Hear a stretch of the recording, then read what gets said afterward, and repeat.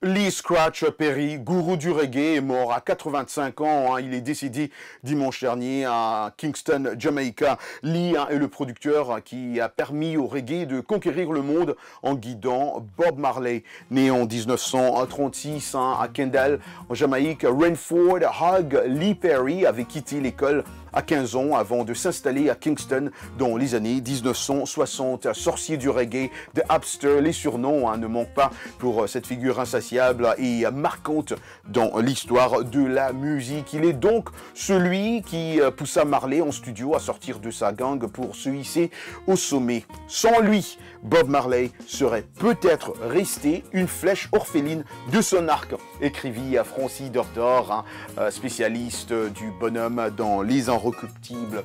Perry réintroduisit l'Afrique dans la musique jamaïcaine. Lee, c'était non seulement la pluralité rythmique, mais aussi la résonance culturelle et philosophique. Paix à son âme. Une histoire d'amour et de désir de la Tunisienne Leila Bouzid a remporté dimanche dernier les prix du meilleur film et du meilleur acteur au dernier jour du 14e festival du film francophone d'Angoulême. Remarqué en juillet au festival de Cannes, une histoire d'amour et de désir narre l'éducation sentimentale d'Ahmed, un jeune de banlieue parisienne. La nuit des rois du franco-ivoirien Philippe Lacotte, plongé dans une prison surpeuplée d'Afrique, a par ailleurs été récompensé pour sa mise en scène et sa musique. Bravo à ces deux cinéastes. Le festival qui a par le passé récompensé ou lancé de futurs succès populaires comme Les Intouchables en 2011 ou Guillaume et les garçons à table en 2013 avait couronné en 2020 Ibrahim de Samir Ghesmi.